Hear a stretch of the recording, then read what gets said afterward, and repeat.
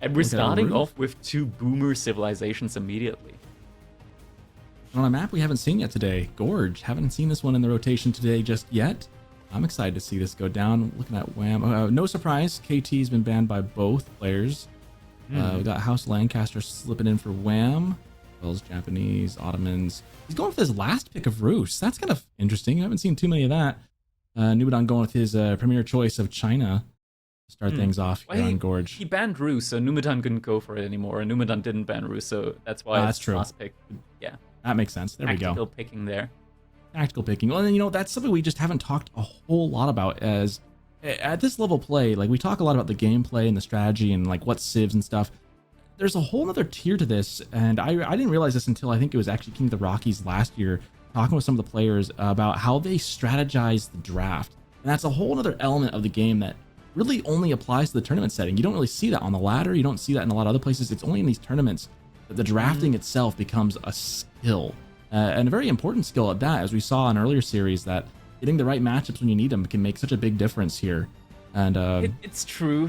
Like, matchups can be kind of decisive sometimes. Honestly, something that I would personally like love to see is if we got to a point where the balancing is so good between civilizations that you could just go for a draft and just click random a whole bunch of times, and as long as it's still like land maps that are being played, you'll be fine. Well, with the addition of more civs coming up starting November 4th, that's going to be hard to do. Yes. No, it's getting to the point where with drafting, with so many civs coming in, there's just gonna be so many options. The drafting rules obviously always have to kind of adapt to match that. But with more options, it's gonna be harder to like not, or to if you know a player has like a certain play style. Let's say like Killjardy likes his aggressive civs. It's at the point even now where Killjardy can get both French civs and Ottomans. I mean, all civs that are up his wheelhouse. But with even more coming into the game, it's hard to, you're going to see, I think, a lot more players have their style of play and be able to emphasize and lean into that just a little bit more than they maybe used to back when we had less civilizations. Because, I mean, used to be, I mean, everyone at this level of play, you got to be able to play every single civ. That's just kind of a standard. You have to be able to at least know how to play them all at a high level. Obviously, there's going to be some comfort picks here and there, but with more being added in, we might start seeing that diversification little by little. Yeah, I mean, that's always the thing with the more civilizations you have, the more different matchups you get, but also the more difficult balancing kind of becomes. We do sometimes have these situations where power creep can really like be a thing where sometimes a little like buff comes through, and for some reason there's like a second buff at the same time, and when something gets like double buff, Yeah. it goes from like not viable to completely broken immediately. It's like we never get a break. It's always immediately up to the extremes, or when something gets nerfed, it immediately gets like double nerfed and then just becomes immediately completely useless again. Pendulum swings very hard and very fast in this game, I agree. I kind of call it the countdown to Clown Town. There's just kind of a, as more and more stuff comes in, things can get pretty wacky pretty quickly. With that said, I am very excited for the new additions coming in November 4th. What do you make of this I like draft, them from though? a gameplay perspective. I don't like... they're going to be nice for gameplay, that much for sure. About this draft, looking at it so far, I feel like Numudan's kind of primed a little bit more for water maps like Holy Island. On the other hand side, like Holy Island and Kalogger, I think Numudan has a really solid draft. Wham, Mongol's probably on Kalogger, Frisian Marshes, could be House of Lancaster or Ottomans, I want to say. Coastal Cliffs, I'm guessing Ayubids. Ayubids, I think, are pretty damn good on Coastal Cliffs. And then Holy Island, probably Japan. I think I'd agree with that assessment. I feel like I'm going to make a prediction that he who wins this first match is going to be, I mean, obviously they're up 1-0, but I think that's going to determine a lot about how they play moving forward, because I think you're right. Numudan on the water maps, I think Kalogger and Holy Island are going to be really, really good for him. I think Wham's going to have a better chance on Gorge, Coastal Cliffs, and Frisian Marshes in particular. Obviously, game one being on a land map with two really, really, really powerhouse civs in both Rus and Chinese. I feel like they're both sending their best to start this off. Yeah, their best, and their best is going to be, are you ready, Soccerton? Pro Scout versus Pro Scout. That's, you can try and get it out of the meta, but you can take the Pro Scouts out of the meta, but you can't take the meta out of the Pro Scouts, right? It persists. Yeah, I mean, all it takes is one little patch. Just, I don't know, get rid of it. Just get rid of it. It'd be gone forever. I do think it's in a pretty okay spot. It is, but at the same time, it's still so annoying to play around. And Yeah. I miss the times. I miss the times where you were able to raid deer spawn. Right? Like nowadays, the deer are no longer out on the map. They're inside someone's base. And I feel like it takes a whole lot of like moving out on the map and just a whole tactical aspect when it comes to raiding. It kind of like just takes that away. Which I personally would love to still have in the game. Anyways, it is now time for us to jump into our last set of the day, ladies and gentlemen. This best of 5, it is going to be Wham 01 up against Numudan here. We've got Wham in the color red playing as the Ruse Civilization, and his opponent in the color green, it is going to be Numudan with the Chinese here on Gorge, which means that we will have a couple of cliffs, a couple of sacred sites, and you know, just a big old gorge in the middle of it all. This is one of my favorite maps of all time. I love to play it, love to watch it. It can get a little bit hurdly when the lines start getting drawn halfway through the game if it gets really late. But overall, I do like this map. I think it's just a nice, fun, balanced map. And you know, making maps for a tournament setting is never easy, but I think this one's gonna hit for me. Nice sheep. The sheep counter coming in here. Obviously, the sheep on this map spawn mostly on the wings, so we see the scouts heading to the far edges up on the cliffs here of the gorge. Looks like one of those scouts is behind Numudan, and we would expect, of course, Wham to get ahead on the count by virtue of having some extra scouts from his hunting cabins.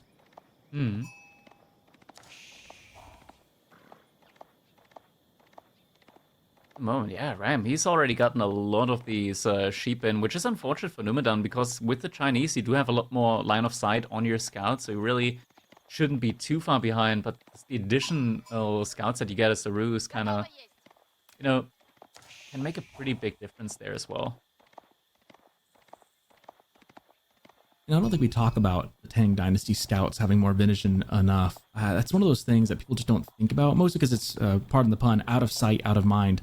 But it is really a huge benefit to Chinese, and one of those things that sometimes I'll rail against a bit, that it's like, man, China's got so much going for it as a civ. It's just one of those complete all-around civs, and having that extra vision in the beginning is it's just so nice. There's so many things for China, from the increased build speed to the better vision, the supervision of the taxes. There's just so much going for China. It is such a good civ. Oh man, I'm wondering just how much gold Wham could be getting right now with both of these hunting cabins per minute. I wonder how much gold that could be. Oh, look, would you look at that? 34 gold per minute total from those hunting cabins. Thank you, Kyle. Wow, it's like we got a really good production team working back there. Look at that. We're just getting fed knowledge here.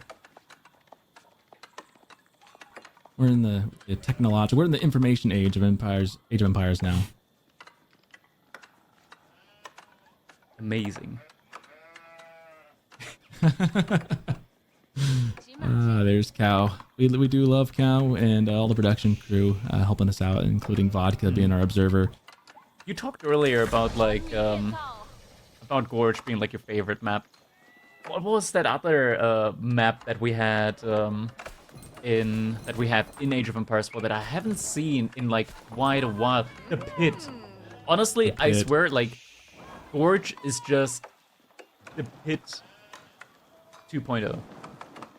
It's a better It's the pit. same thing. It's the same thing.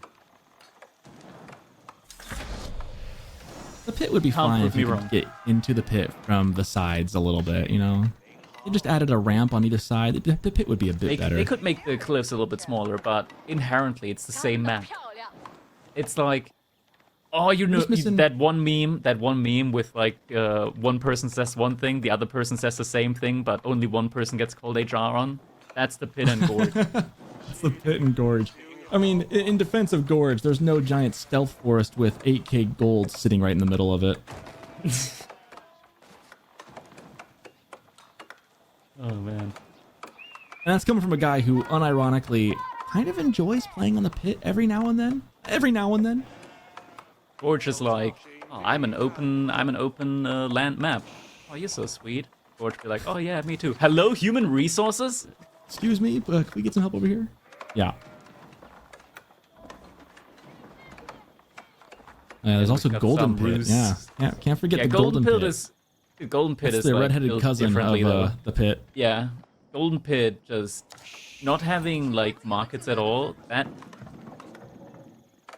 map, like, if you don't have any control of the middle, it's just over. It's just over. There's no gold at all on the outer sides. That's the funny thing is, Unless you you think about Golden Pit.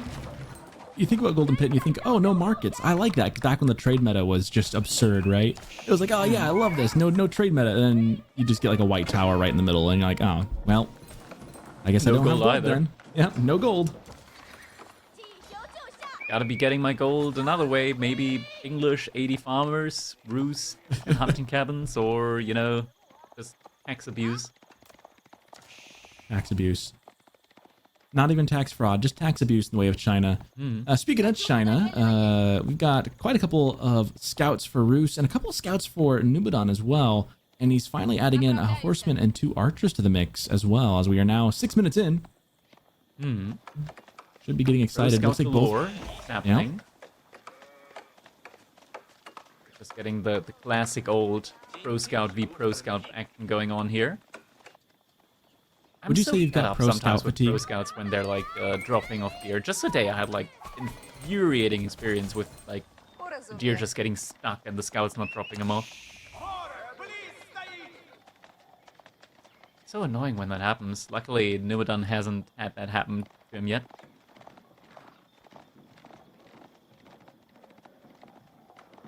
At the deer so far. I mean, Wham, he's got a lot more scouts, so the deer should be coming in quite quickly for him. Numudan, that's a lot of archers he's sending out forward. Wham already reacting with a knight on his side, though. I'm a little worried about Numudan's unit composition here, because the knights win this. I mean, there's a lot of archers, so Wham's got to be careful early on here. But once he gets like 3 knights, Numudan's going to need something better than 10 archers and a horseman. I mean, without the blacksmith upgrades in, like the 10 archers can reasonably take down the knight in a reasonable amount of time.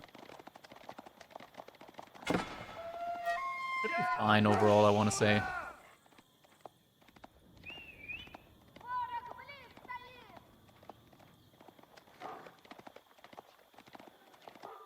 Here comes the knight. That's not enough archers to want to deal with it, but Wham's backing off for the moment. And if he adds a second knight, that archer mass is not going to be long for this world.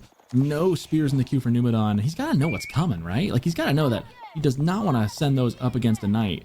He's even there. Like, I think they win eventually, but man. No, you can definitely take that fight. Really, that he's getting chunked. He's losing 10% of his health every volley. These are still fights that you can take in these kind of numbers with the archers. Like lose 2 archers or 3 archers for 1 knight, that's totally fine. But now High Trade House is going to be coming in for Wham. He's going to lose a lot of his presence out on the map now with this many archers. I think he's okay with that, though, because he's going to be popping out premium units. Now, the tricky thing is, you're right, Numudan's going to be right behind with Castle Age of his own in just about 30 seconds. But I feel like Wham with the High Trade House, he's going to be getting a lot of gold. He's going to get the deer under his base. I don't feel like he's going to be in a rush to move out just yet. The only thing he's going to want to try and get a hand on is some of those relics.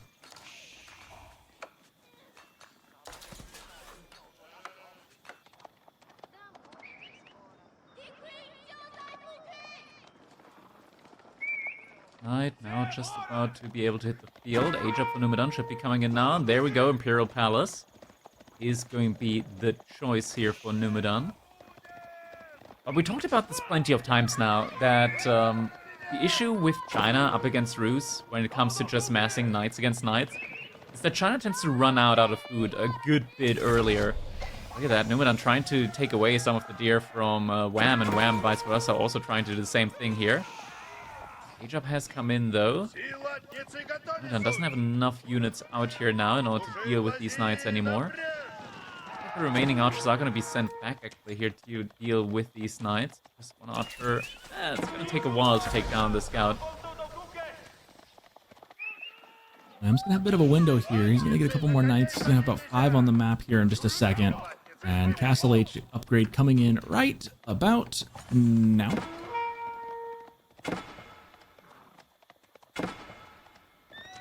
I wish there was a way to easily count the deer totals and see who got ahead. I want to say that Wham's got the lion's share. I'm not 100% on that. Good little fight there. Managed to take care of a couple horsemen. And these knights now being Castle Age, they can stand and fight this. That one, though, might go down. Might want to bring that one back, Wham. Instead, he sacrifices it, but the rest of those archers really don't want to stick around too long.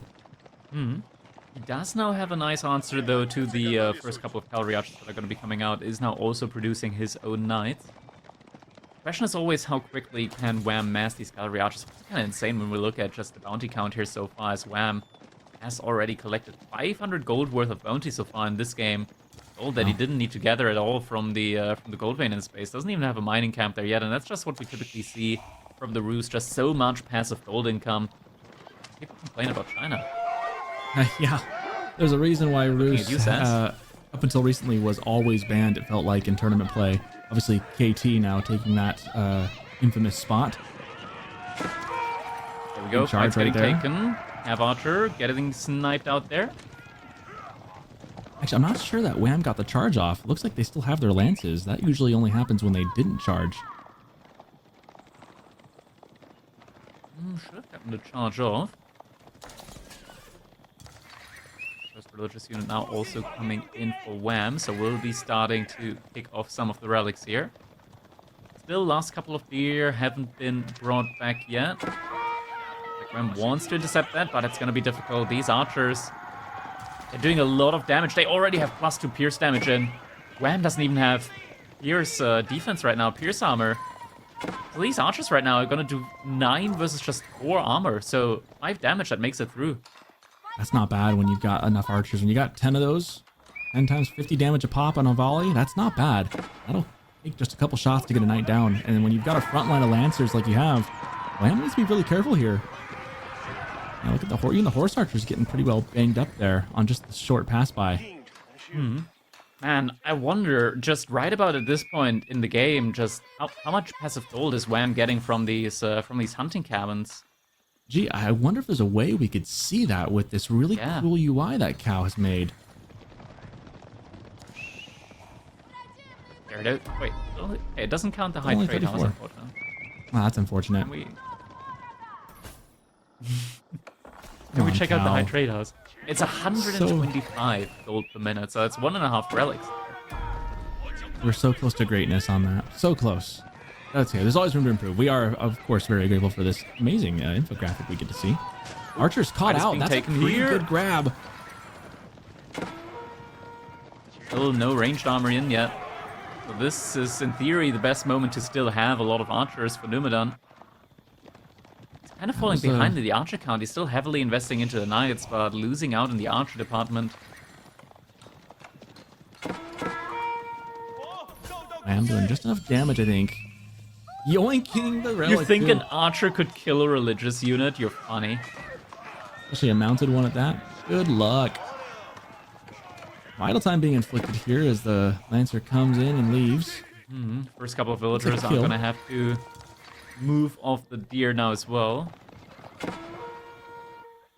Relics already secured by Wham. Kind of difficult for Numudan to keep this up here long term. I'm just not thinking about an alternative unit to scale into. We're just massing knights at the moment. Gold inside of these buildings, but long term he needs food. You know, these kind of games always start out very slow with pro scouts, where it feels like not a lot is happening, and then you get to Castle Age, and it just kind of ends up being just all hell breaking loose. Knights just running all among the map, but yeah, Wham's in a really good spot.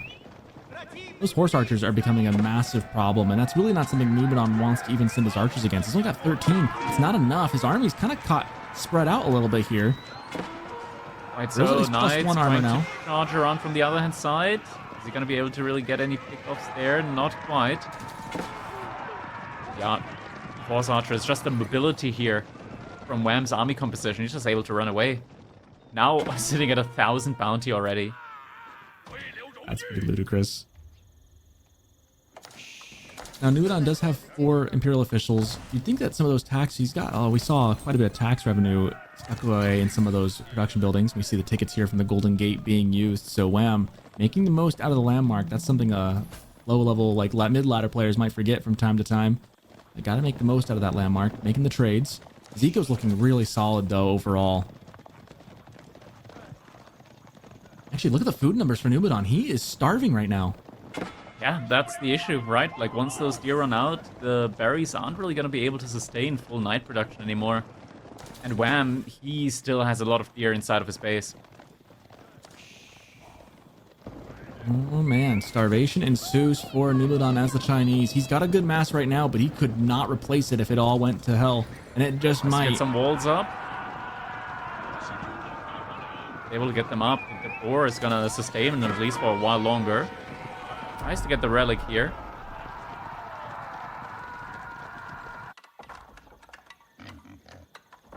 Oh man, and Wham's just cruising. He's got to have the boar in the corner. That's going to be a lot. However, I do see some, looks like units, some lancers going straight to that boar in the left corner. Lincoln, you might miss it. They're coming straight for it. There's an outpost there, though, so Wham's going to see this. Missed the timing by 30 seconds. Fight could potentially be taken here in the middle. Arch comes through. A couple of cavalry archers are going to be taken down. Good catch out there. Does Wham have Boyer's Fortitude yet is the question that I'm asking myself. I don't think I've seen it come in yet for him. And it hasn't been researched yet. That would really help him take these big fights. Because right now, I got to hand to Numudan. He's got the bigger military mass as of right now. The army value pretty neck and neck as well. Knight is fending off here from the villagers. Some are still going down though from the looks of it. Not killing him quickly enough. Same time, another fight ensues here. This time even with the warrior monk buff coming in as well. Still missing one of the Fierce Armor upgrades.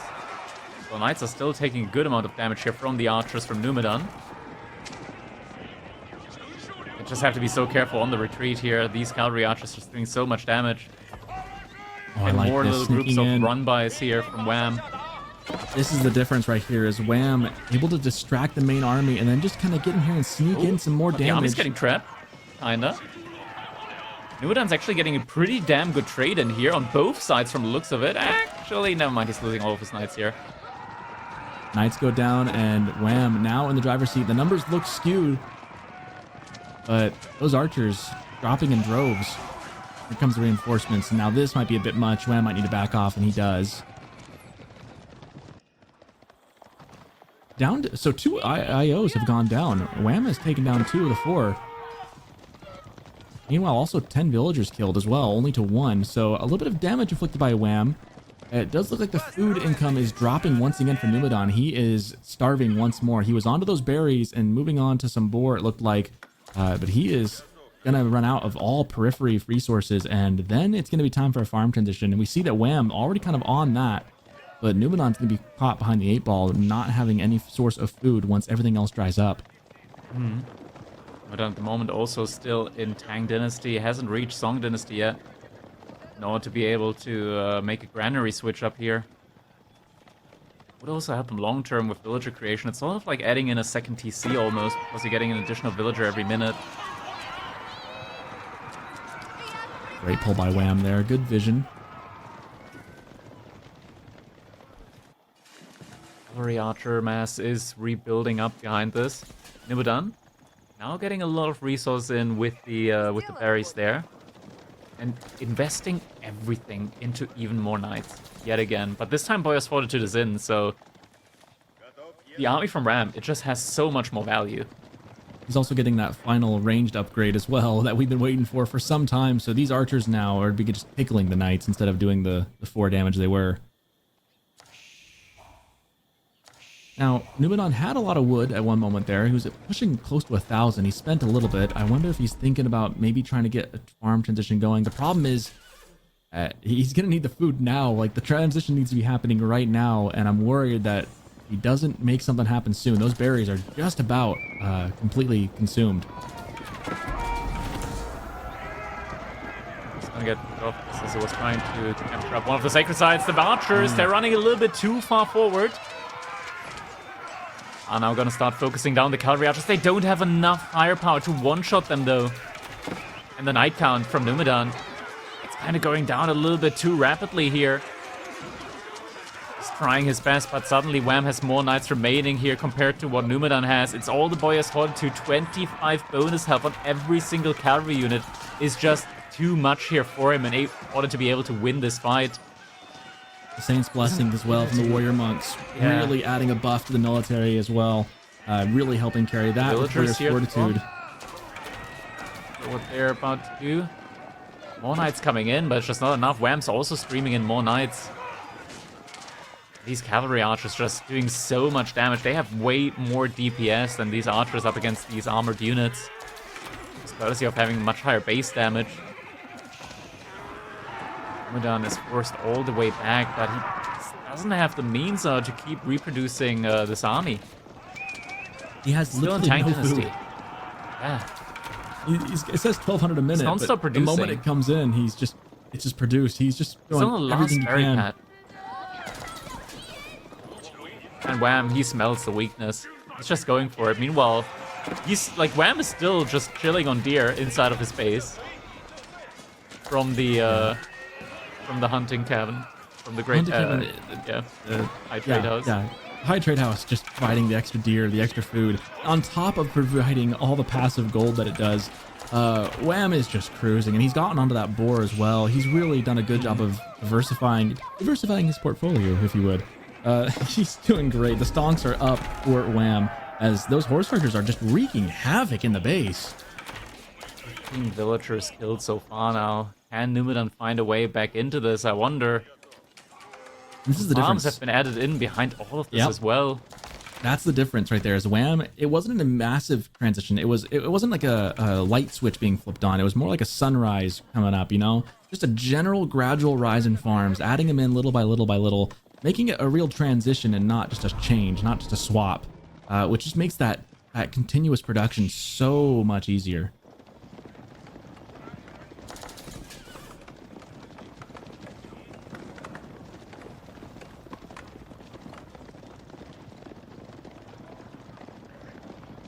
Now just looking around the base from Numudan. One entry point. Theory, he can just create one himself. 25 archers against 45 cav archers. Fight's about to be taken. Numudan is just not a spot that he can defend. Still about to be taken down there as well. The cavalry archers, they're under fire by the archers, but there's just not enough front line here for Numudan to hold off against this many knights from Wham. Like that. The army from Numudan vanishes, and so do his chances in this game, number one. There we go, GG comes in. Wham, able to win the first game with Ruse up against the Chinese. You know, to Numudan's credit, it wasn't easy for Wham necessarily. He made it a challenge. Respectable fight, but in the end, the farm transition just really became the issue. That the constant necessity of knights being produced, of having to make lancers every second of that game to stay in it, really just outpaced what China can do, and that's why Ruse is considered such a great civ in the game. It is one of those things, right? Like with the Ruse and with the Chinese, both civilizations do, or rather try to do the same thing. The difference though is one just does it better. And if you try and compete in a situation where Ruse does the same thing but better, with the same thing, you're gonna be in for a pretty bad time. Yeah, this is an instance of like the Daniel and then the cooler Daniel as far as civs go in this strategy. And you know, they both went pro scouts. They both did very similar builds. The difference is that while Chinese has taxes, I think the big thing is Ruse has the extra food, right? Having the deer in the landmark just makes such an easier transition. And then the fact that Wham was able to get out on the boar, keep it safe. Whereas for Numudan, his stuff was always under duress. We see right here, he's trying to do the same thing, trying to get on the boar, but losing villagers while doing it. And Wham just taking good fights. It got a little close at points there, but taking good fights overall. And then just letting the macro game win it for him in the end. Yeah. These are rough situations. Next up, though, we're going to be moving over to Holy Island, where we'll be seeing the House of Lancaster actually coming in here up against the Shuji's Legacy. Interesting to see House of Lancaster being used on a water map here. I've seen this done before. I'm trying to remember. I remember casting it. It was like a week or so ago. I remember casting a match where with it is quite House nice Lancaster in on this theory. map. Yeah, it's quite nice in theory, because when you think about it, right, like, the way this works is English can, in theory, do the same thing, but the issue with English is they get a cavalry unit. The cavalry unit is very easily countered out by spearmen. The Lords of Lancaster, though, while they are slow, spearmen don't counter them, horsemen don't counter them, archers don't really like counter them. If you can count. If you can count. Yeah, it's also like you don't really want to invest into archers, because that way you're like missing out on a lot of wood that you want to invest on the waterfront. Yeah, be interesting to see what Wham has in store for House Lancaster on this one. I mean, interesting. He has Japanese on this map. I bet he's probably saving Japanese for Kurlager, would be my guess. But at the same time, Mongols on this map I've seen used a lot to some very good success. I feel like either of those could have worked here, but he's going to opt for House Lancaster, and Numudan likewise is going to be going for Zushi. He also had HRE and Order of the Dragon in the back as well, so I feel like both of those could have been pretty good water maps civs as well. So we'll see. They seem to like these two, and we'll see how it goes any second as we dive into game number 2. Indeed. Any second. It's going to be an interesting one. Yeah, any second now. This is always the question, right? Like, we got a new UI, we got a new interface. Sometimes it takes a little bit longer to boot it up, but here we go, ladies and gentlemen. Game number 2 between Wham01 and Numudan here. We've got Wham in color red playing as the House of Lancaster, and Numudan in the color green, Yuji's Legacy. Here on Holy Island, we will have some water shenanigans going on, as both players actually are going to go for a Dark Age dock here. We're not going to be seeing the, how we would like to call it, cheese play from Numudan with the immediate fuel age. I like that he called it cheese and then just completely turned it on its head. That was a good series. Good interview too. With it's special. It's really special when a player like B calls it cheese. I want to say, like, if B calls it cheese, then you know, okay, that's really cheesy. That's a really good point, actually, given how much stuff B has done in the past that some might argue was a little cheesy. For him to say, yeah, that's a cheesy strat, that's such a funny comment, such a great comment from him. And holy sheep, look at that. Wham, just getting a ton. And, you know, this is coming from a civ that already has bonus sheep, so skewing that number well in his favor. And he's hoping not even to need these, as he's getting fishing ships on top of that. Nobody's going to say no to a couple of extra sheep here, especially not the House of Lancaster. They're going to be able to put those to great use with that bonus gather rate on them, should they ever need it, which you never know. At some point, they might actually do need. That bonus gather rate's still no a couple joke remaining on the map, and yeah, it looks like Numudan is going to be able to grab up a lot of the remaining sheep there. It's respectable. And we got to remember that part of the disparity in this is the fact that Lancaster starts with extra sheep. Something to keep in mind for sure. Early game, of course, there's not really a whole lot going on. Of course, we can always admire the little graphic that we have next to the villagers, indicating just exactly how many fishing ships each of these civilizations have produced so far. That's such a nice addition. I think it's my favorite part about this overlay is the fishing ships. It really gives you an idea of what. Yeah, I think so. It's like I like being able to see the resources a minute and the number, but I think seeing the fishing ships, that really gives you an idea of what the military or what the economy actually is. Like, I think it helps you kind of get and understand like where things are coming from, because now we know if there's any idle time, if anything else happens, we know exactly what the numbers are. I'm honestly just happy that we can see the amount of villagers and the amount of income per minute at the same time.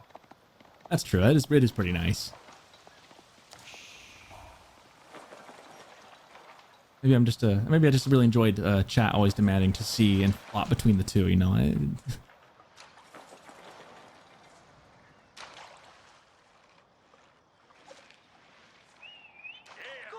Well, not much. Like you said, not much to talk about here. If you were to at least, pick a civ in it's just building up. If you were to pick, which, I mean, obviously you're a Zushi guy. Which civ do you think is objectively better, though? Taking your love of Zushi aside. It always depends on the spawn here that we are getting, right? Like, Numudan. In the middle of the map, there is a disgustingly good spawn for Meditation Garden. But Wham is actually rushing that Abbey of Kings up with 8 villagers relatively early on, so I'm not even sure if Numudan's gonna have the chance to really build a Meditation Garden out there by the time those Lords of Lancaster arrive. I'm a little bit worried for him. Typically, at the moment, it's honestly hard to say a little bit. I think the 3 Pierce Armor on the Hobblers does low-key really heavily counter out Zhu ability to make Zhugunu even remotely viable here. Which is a problem given that they have no option for archers or anything else either, and Zhugs are kind of a hallmark of what they want to do oftentimes, but yeah, the Hobblers are, that is an interesting thing. Villager getting caught out, that might go down. No, it's not going to go down. It's 1 damage, and Villager has like 10 health left. Gonna take a while.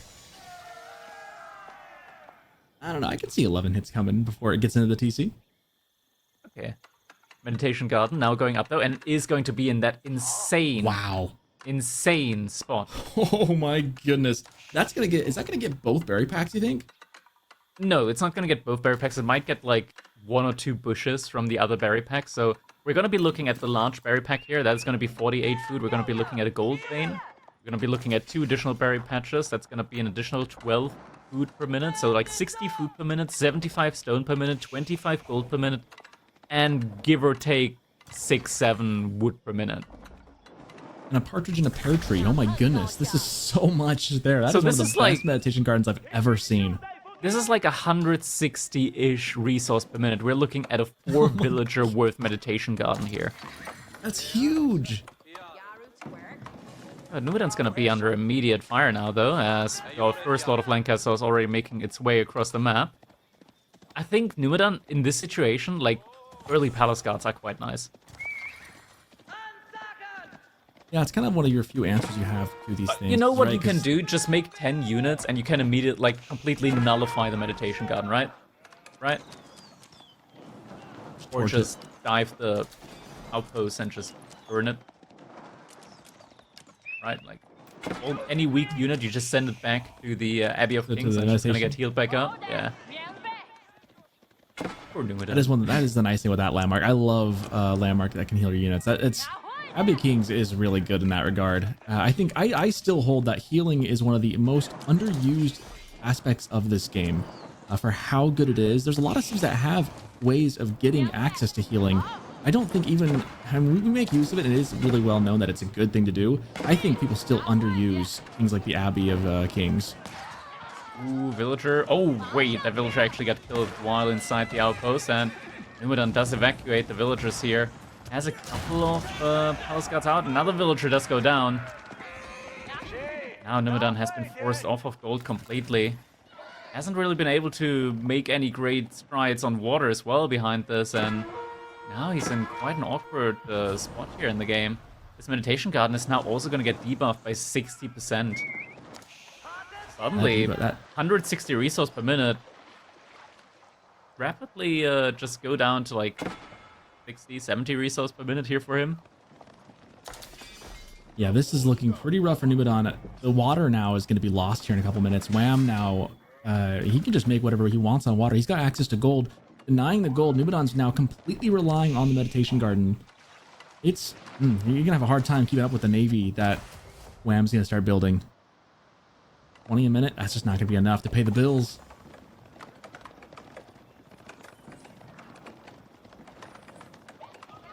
Yeah, Wham's still looking for potential entry points here into the base of Numudan. Numudan does have a couple of additional fishing ships, so he's made up a little bit in the department of economy in that way that he's lost so far. The issue behind this is that right now he's only got a single archer ship out there on water. That's not going to be enough here to deal with the Springle ships that are about to come in. He is soon going to have enough stone for an emplacement, for naval emplacement. Yeah, now he's going to be struggling a little bit. This isn't going to be coming in time. And he's got so much on fishing, 15 fishing boats. And he does have some taxes from he can get in, but even with taxes in Meditation Garden, that's just not enough to supply a naval force necessary to keep your control on water. Wham now just being pesky here. And he's just going to keep ramping up the pressure in a little bit. I imagine as he just keeps getting more wood, he's going to keep producing more fishing ships. Eventually, he could win water here with what he's done. Just going to get burnt down. How far is the meditation garden? I think it's already burning at this point in time. Not quite. There's one tanky landmark. Stay up for the longest time. A couple of spearmen now with the army from Numudan, but the issue is that the Lords of Lancaster, not only are they really tanky, but they're also just... They have a lot of base damage as well, so even the armor, the 3 armor on the Palace Guards doesn't mean that much. And Wham behind this, like, he doesn't need to invest much more. Like, Numudan's gonna have to do major investments to really deal with this, and Wham, he can just age up. Yeah, he could have maybe doubled down on the water and taken over water, but he's not even bothered. He's just not bothered because he knows Numudan can't produce any ships. So he's like, yeah, you might build one ship. Let me just go castle real quick and then really take over the game. This is a huge position of power and quite the statement by Wham, be able to put this down. He's just cruising right now. Absolutely is, and now Numudan, he's in a painful spot. He just reinvested a lot into the water on his side, and all of these investments now kind of fall flat as Wham's just aging up, and Numudan is not going to find the window here, it looks like, when it comes to being able to, you know, get any kind of like counter pressure going on water or anywhere else, really. Triple docks now for Wham. He is so very much in the driver's seat on this match. Numudan, I mean, you look at the numbers, like, yeah, it's pretty close. 14 to 18, 50 to 49. The problem is that age up is just absolutely massive. It's like, what did Wham really need to invest into, right? Like, he didn't need to make a barracks, or at least not until Castle Age. He just had the Lords of Lancaster come out from the landmark. And he made like 5 Bobblers, something like that. None of them ever really died. Numudan had to invest into double barracks. The Palace Guards are quite expensive. Well, Wham hasn't made a single manor, as Observer is pointing out at the moment. But you don't typically make manors that early on. Yeah, on water maps especially. With the water control he has. And yeah, Numudan's gotten a couple boats on the field. He's making more, trying to make as much as he can to reclaim water. Early. This is a little bit too early. There's still a hand cannon placement, which does do a fair amount of damage. Oh, that's a raid at the same time. The Hobbler is actually able to pick off the Imperial Fisher, and the wall isn't really closed up as well. What is with this map and open walls? It's not just this map, apparently. Just all series, yeah. All series, all day, every series. Open walls, open mountains. Villagers. A lot of idle, and man, these guards are just, they don't care. Hand cannon slits? Whatever, we're just gonna dive. Wham, just showing no care at all here. Honestly, at this point in time, like, Numudan needs like an additional 2 or 3 outposts in his base with hand cannon placements. Because there's just so many more Earl's Guards coming in after this. And the Lords of Lancaster just aren't going down. They're taking so long to kill. Behind this, Wham now also rebuilt up a navy on land, on water rather. And Numudan still has pretty much no access to gold outside of the meditation gardens and what little taxes he can generate. He's getting 400 a minute. He does have 9 on gold. He's moved out to the corner in the side, in the very, very far east corner. So he does have some gold access, and that's how he's been able to make some ships. The problem is, though, he's back in age, and he is nowhere near aging up. Actually, wait, take that back. He's aging up right now. I didn't see that. I'll rephrase this. He's nowhere near having a big enough military to deal with this, even in Castle Age. There we go. The Earl's Guards are now going to dive deep into the base here from Numudan. Wham's completely ignoring the military. He's just going for the economy kill, and 2 demo ships looking for a snipe on the economy. And they're going to find a couple of ships there, and Numudan, he calls it right there. A little anticlimactic without the big boom, but I think we knew the writing was on the wall on that one. That was a classic castle into GG for Numudan, putting everything he could into that. Just getting too far behind the 8 ball with Wham, with the easy age up and the aggression early. And that's a rough one, man. Lancaster looks really good right now. And you know, Puppy Paw, Wham's brother himself, was saying that it's a really easy civ to play. It's really good. The lords are just really powerful. And we're seeing that on full display here. House of Lancaster. This Wham really made it look easy, and I mean, as an easy civilization, this was just brutal, man. The Lords of Lancaster, a couple of Hoblar, they forced so much of a reaction here, and Numudan was not able to really feel the army in time. As insane as the Meditation Garden placement here truly was, it couldn't make up for the difference there. Yeah, well, it's tricky when it's right smack dab in front of where your enemy's troops are walking to get to your base, right? Like, it's super far forward. It's not like it's off to the side or anything like that. And Wham just, immediately with the pressure. I mean, what can you do against this? Up though, we are going to be moving over to Coastal Cliffs, where we're going to be seeing the Iubids matching up against the Malian civilization here.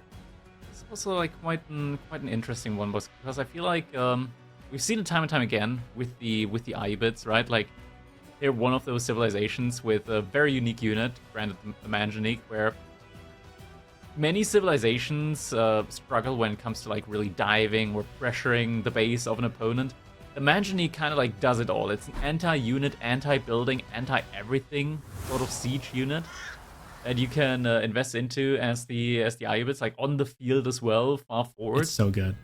It's so good. And I, as a guy who really loves playing as Iubids, I like don't want to say it's overpowered, but and the trick is you have to invest a lot of money to get it. You have to invest a lot to build them. So the answer is just don't let your opponent build them, right? Don't let your opponent invest in all that. It's a huge investment. But once they get them on the field, once you get 4 of those suckers going, like, good luck. It's game over almost every time. Wham. And this is one of those few civs. I think Iubids actually has a pretty good matchup into Malians. We've been talking about how Malians is one of probably the best civs in the game, I think, in this tournament setting. We've seen it win time and time and time again. This might be the chance where we see Malians finally put back into its place a little bit, because those Manjanique are just built to destroy what Malians want to do. What was that A-tier victim blaming there, being like, oh yeah, you're about to tell like a burn victim, yeah, maybe just don't go near fire, man. Maybe just don't let your opponent build up these medieval like fire siege weapons. They're so good. They are so good, and they're cool as heck. I mean, they're so fun to watch too. They're so fun. It just gets a little bit broke when there's like 5 of them, and when suddenly the spread damage just suddenly kills like units in spread formation. That's what makes them so good, right? Is because most people know that like the fire damage doesn't actually do that much damage to units. It just doesn't. It's meant to destroy buildings. So you can have your archers and take a full volley of 4 shots. The tricky thing is you can't avoid the shots because it's spread. But yeah, they can take a couple hits. The problem is when you take 2 hits, 3 hits, and then 4 hits, you're dead. Like, you can't run away from it. It does take a while to get there. But once they get that 4th volley, 3rd, 4th volley on it, your whole military is getting just decimated. Here we are now in game number 3 between Numudan and Wham01. This is now match point here for Wham, as he is sitting at 2-0 at the moment in the series up against Numudan. And we are on Coastal Cliffs this time around, as Numudan in the color green is going to be playing as the Malians up against Iubids in the color blue here, being played by Wham01. First couple of houses already being put up around the pit mine, as one does, as the Malians, of course. Wham, he's just gonna be busy collecting sheep, gathering berries, and thinking about what kind of age-up wing he's gonna be going for with the Iubids. Is it going to be an early Dervish wing? Is it going to be growth wing? Probably growth, I would personally say. When you're up against the Malians, like the early Dervishes, feel like typically you're able to keep the Dervishes alive quite easily. But the Malian Donzo just kind of means that you might not want to risk getting the Dervishes out early. Yeah, I definitely agree. I feel like going for the extra 3 vills, get that bonus, take the Dervish and Castle. Usually with the Iubids, it's the same couple ones. You just kind of alternate which one you want to use, when I think in this instance it would make a lot of sense, like you say, take the 3 vills and then grab the Dervish when you castle up.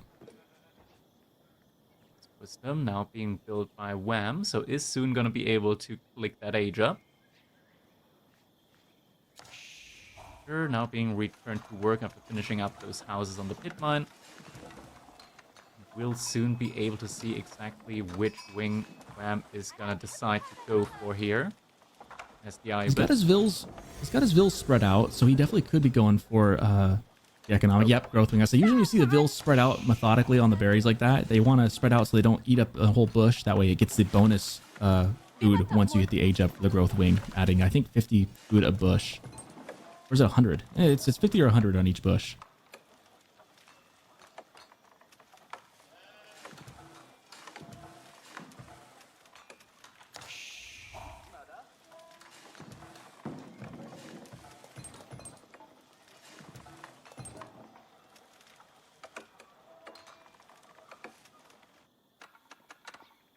Well, no surprise with the Manticore there. That's very typical stuff. Worth about 2 villagers there in income with the Manticore. It makes a lot of sense. Typically, this is like the main reason why you never really want to go for the Saharan trade network, especially on a map like this where trade is just, in general, impossible. Yeah. And sometimes when you like go for like Dark Age pressure against Malians, they kind of feel forced to go into Saharan trade network. And whenever you see your opponent go for that, you just don't even need to like harass that area any further, because in theory, the second that landmark gets chosen, you've inherently already killed like 2 villagers. Yeah, that reaction alone is just so good. All the gold is kind of on one side here for Numudan. It is. That is a pretty great point to attack, yeah. That could be... I'm just looking into my magic snowball that can see into the future, and I'm predicting Manganique Fire coming in from that angle. I can just see the plans being laid.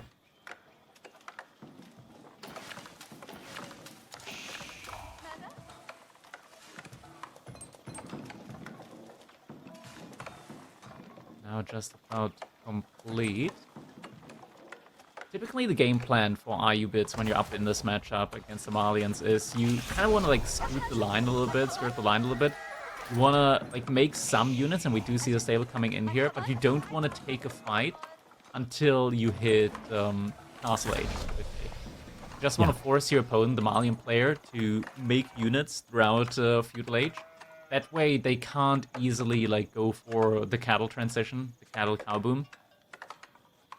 And once you get that age up in, you have a big military to immediately push out with, and that's the moment when you just get in on those Manganiques, and especially with, as you mentioned, like all the gold being forward here, that is like a prime time location for like Manganiques to burn down all these built-up hit mines once we get to that point. Yeah, that's exactly why Wham's built that stable. He just wants to get maybe a Desert Raider or so. He looks like he's going to go for a Horseman. Just something to pester and force a reaction. That's all he needs, is just a reaction. He's like Wham's like a bully at school, you know? He's not really trying to get anything out of but just a rise out of your other guy you're bullying. You just want him to get a react. Just a reaction's the goal. And that reaction, of course, will slow down Numudan. And then Wham's going to be kicking up Castle within 10, 11 minutes for sure. Range now being built up here for Numudan alongside the barracks as well, so it's immediately going to be able to pump out both of these unit types here. Already has the 3 cattle inside a cattle ranch, and it's nice that he's gone for that early. Like, he doesn't really need to invest a lot more into that right now. He can just have this passively be there for him, and doesn't need to immediately go all the way gung-ho into those 20 cattle. Just these 3 here right now is going to be an immense value early on when it comes to his income.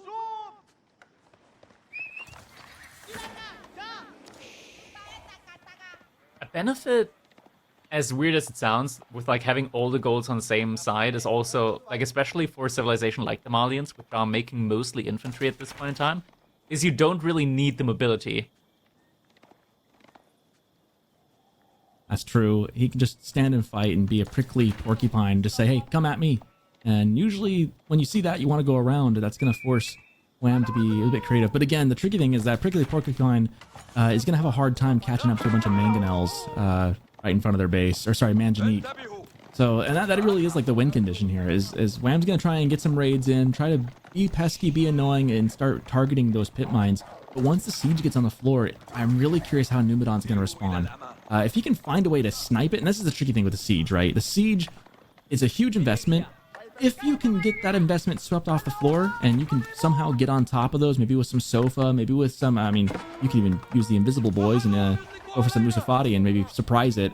If you can find a way to get on top of the siege and pop it all and get it out of there, then Wham will be really, really behind, and then the cow boom can maybe get going.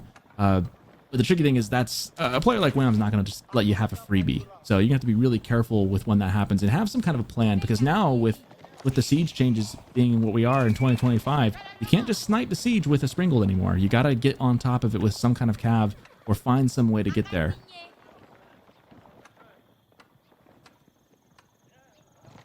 Moment, Wham. I mean, we can really clearly see the outline here of the game plan, as he is bunkering like already a lot of resource here behind all of this.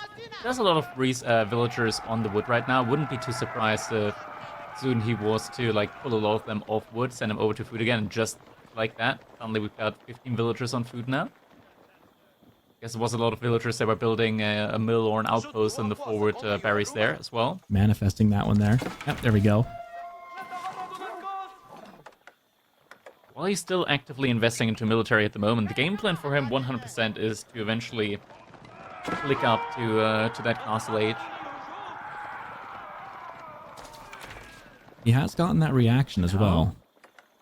The archers are now going to be able to find some villager kills here on the left-hand side. That's going to force the entire army from Numudan back. Great vision by Numudan. Spots it in time. Great movement here from him. The formation shuffling really helping him out there. Those villagers moving at lightning speed. That was really fortunate that he had vision. Now, if Wham had a scout with those archers, they would have shot over the forest, and that would have been a much different story. But good on Numudan for catching that, not losing a single vill. It's so important. If you lose a villager or two, that could set you behind a solid amount. Behind this, Numudan is now just investing a lot into the cattle, but he needs to be so careful here because Wham is about to be able to click for that age up, and Numudan, he's got nothing in the bank. He's non-stop investing into military units at the moment and still behind in military count to what Wham has. With 7 cattle on the field at the moment, this is the moment where Numudan really has to think about, okay, I gotta stop making more cattle. Now is the moment where I gotta age up because Wham is about to, with Master Smiths actually. Okay. Interesting one. I did not see that one coming. He does already have a blacksmith, so he's immediately going to be getting all the tier 2 upgrades in. That's a lot of value that he's getting out immediately. This is a spicy choice. I mean, usually you go for the Dervish Wing because the healing is super good, but also snatching like all 5 relics right as you get into Castle Age feels really good long term. Wham knows that. I think I'm imagining just that Wham's time zone wise, he's a little bit tired at this point in the game. He's not gonna make this one a long game. He doesn't care about getting in the relics. He just wants to like immediately like manjanique and kill. I mean, he's just in Canada, right? It's only like 3 in the afternoon where he's at, isn't it? It is 3 in the afternoon, but the thing is that he had to wake up early for this, right? That's true. That's true.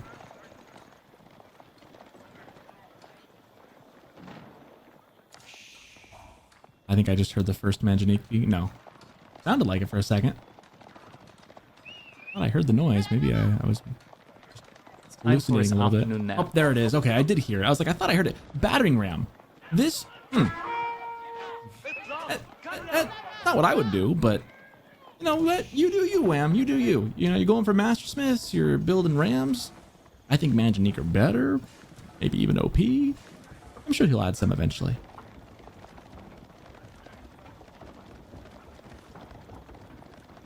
I guess he can't build. Oh, well, you know what? He can't build mangonel until he's in Castle Age, anyways. So he's just making the most of what he's got.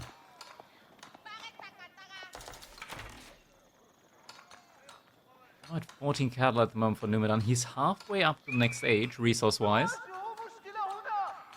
Yeah, this age up from Wham, I feel like it's gonna hit him hard once that comes in. Now with the age up hitting Wham already having a lot of resources in the bank, we're immediately going to be seeing a lot of the upgrades coming in here now as well, veterancy-wise. Actually, it's just mainly going for Camel Lances. I would have imagined there to be veterancy on the archers, be coming in as a priority for him as well. Doesn't look to be the case yet. I say he's got a lot of things he wants to buy. Just needs a little bit more food. Also, there's no RAM UI. What the heck? And there's the first manjanique. Yep. Just in time for the Grand Fulani Corral to come up. Man, push is going to come in right when Numudan is going to be aging up. This Archer upgrade is also coming in. Was just on the wrong side of the UI. Oh, yeah, there it is. The Veterancy Archers are going to be there now. The first Manjanique is out on the field, and this is where things are going to become super, super rough for the Malians, as we're about to see all of these mud huts going down in flames. Archers starting to skirt forward a little bit. Javelin throwers starting to pick off some of the archers here, but with the Veterancy upgrades in, the Javelin throwers just aren't really as tanky as you would typically imagine them to be. Those archers one-shotting him essentially with enough numbers. And here comes the Manjanique, the Ram. One pit mine is down and now going for the houses. The Ram just immediately dead set. He's immediately going for the cattle. Cattle, I love this. This is so good. He needs to change that to the fire shot. A fire shot. Yeah. And that's not the fire shot. I mean, it's doing good damage, but come on, Ram. Hit the, what is it, the Q button, the W button? I forget what it is. It's one of those buttons. Oh, needs to be careful. Numudan is preparing for the assault. The Manjanique hasn't been finished yet. Has been finished now. Down throws now under fire as well from those Manjaniques. Ram doing its damage. Pit mine is about to go down. One more hit away. This is where it gets so dangerous. Housed. There it is. There's the fire shot. Continuously housed now as this goes on. Houses are under fire. Man, feels like a U-Boots is just... He's just not giving him an inch. A U-Boots feels like handcrafted to tear down Malians. And we've seen Zushi struggle against it. We've seen a lot of other civs struggle against Malians. We've seen French have their struggles. A U-Boots feels like the civ to do it, though. This might be... Every civ has their counter.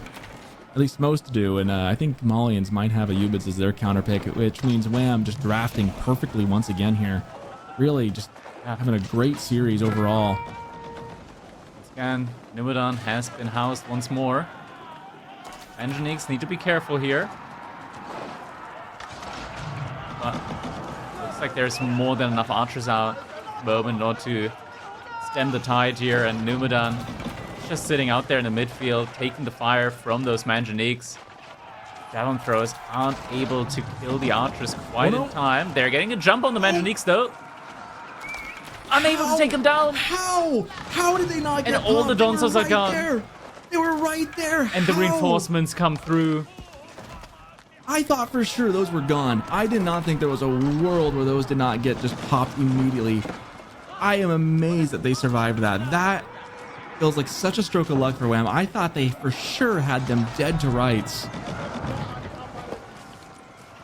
Not quite, and now the Manjanique's going to be taking down all the infrastructure here, and GG gets called. Wham with the quick 3-0 up against Numudan. Numudan known for such long series, but Wham just wants to take a nap, I guess. He wins at 3-0 convincingly. Manjanique, it only took 2 Manjanique that time, and some really careful positioning with them. I'm so shocked. I think the game would have been Wham's either way, but I'm so shocked those 2 Manjanique didn't get destroyed right there. I thought for sure that was going to be done for, and instead Wham pulls him back just in time, continues the push, and there's just nothing Numudan can do about it. Wham wins it 3-0. Man, that game was under 16 minutes. It was in general. This set was a lot shorter than I would have personally imagined it to be. You know, just speaking from experience, but Wham, yeah, just not making those mistakes, playing it very, very aggressively here all throughout, and in the end able to get a very, very quick 3-0 up against Numudan. And this is just kudos to him. Very well played with the matchups, and just always having a great game plan here to play it out from. Yeah, well done to Wham. Man, this has been the day of the favorites. I feel like the underdogs in these series today have had a rough go of it. I think yes, it's been 3-0s across the board today, right? It's been completely like 4 3-0s here today. So sometimes, you know, games are very close, and sometimes we get like these 5-game sets back to back to back to back all around. Today was the opposite of that. Yeah. I'm sure that'll change come next weekend as we move on to the playoffs. You're going to start seeing some longer series. Felt like this was kind of a cleanup round for the favorites to move on, and now that business has been done, moving forward, we're going to have a lot more close series in the playoffs, but I'm sure we'll have Wham here with an interview for you, Kraken, in just a minute. Sounds like I bet they're getting that ready right now. But man, fun series, quick series though. Yeah, you know, sometimes sometimes the best things don't don't last forever, right? Blink and it's gone. All right, I believe it is time. Wham01 is here for us now with the winners interview. So let's just jump right in over here, ladies and gentlemen. Give it up for Wham01. Wham, congratulations, beating out Numudan 3-0 here today. Means that you have qualified for the playoffs for the EGC Masters Fall. How you doing, Demeti, man? I'm doing good, thanks. Thank you. I'm happy to qualify. It's always tough, you know. There's a lot of good players in the game right now.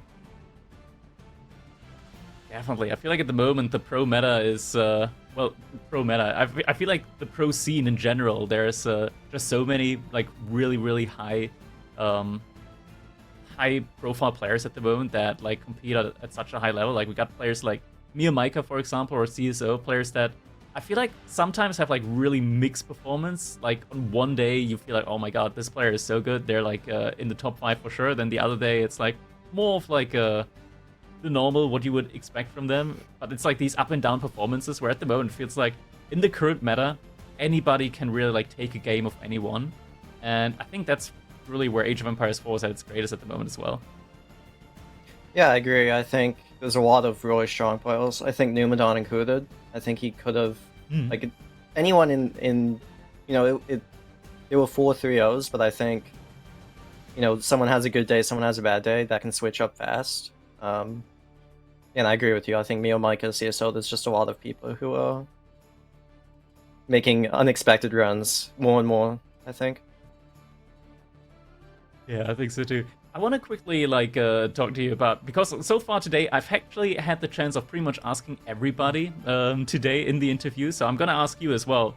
House of Lancaster, just because every single winner today had a House of Lancaster game with Abbey of Kings. So we got the statistics set there at the moment. How do you feel at the moment about the House of Lancaster, like the Abbey of Kings? Because I just want to get the opinions of every single player in at the moment on that. I think it's really strong. I think it has some weaknesses, especially versus Knight Civs, for instance. But if you don't have that Knight to deal with those Kings at the start of the game, it's really difficult to deal with them. They're so tanky. They're so hard to kill. And I mean, you saw that in the Holy Island game. He even went Men at Arms, and they just don't do any damage to the Kings. Like, so it's at some lot of point you help have to on kill them, them. and you could just run them back. Yeah, and you can heal them. So it's quite difficult. Like it yeah, forces a massive investment against them. Yeah, and typically you wouldn't think as House of Lancaster as like a Holy Island kind of civ, but you just get so much value from the Kings that it kind of is, right? Just because of that landmark in particular. Yeah. It is pretty strong, but I mean, you had some, like, I want to say, like, drafting-wise, I think you also drafted really well, right? Like, getting Ruse into China, I think that's, like, one of the best matchups that you could probably have against China or GG in most situations, right? Like, just the being able to outlast your opponent food-wise with the high trade house, it is just a ton of value that you get there. How were you feeling, like, when you saw, like, the massive archers there? Were you like, okay, he's playing directly, like, into my game plan here? Or were you, like, worried there for the archers potentially, like, doing better against your knights? I saw, like, you had, like, we're missing out the armor upgrades on those knights for quite a while. And, like, for a while it looked like, oh, those archers are actually going to be trading out fairly well. How were you feeling there during that time? I want to talk about that. I just want to first say that, yeah, I was really happy with the draft. All of the matchups that I got were matchups I wanted. And, you know, that doesn't always happen, right? Like, sometimes you don't expect what your opponent picks. Anatan, for instance, I wasn't expecting Delhi at all on Coastal Cliffs. So I was really happy with the way that I drafted versus Numudan, and not so happy the way I drafted versus Anatan, or the result that I got from there. Yeah.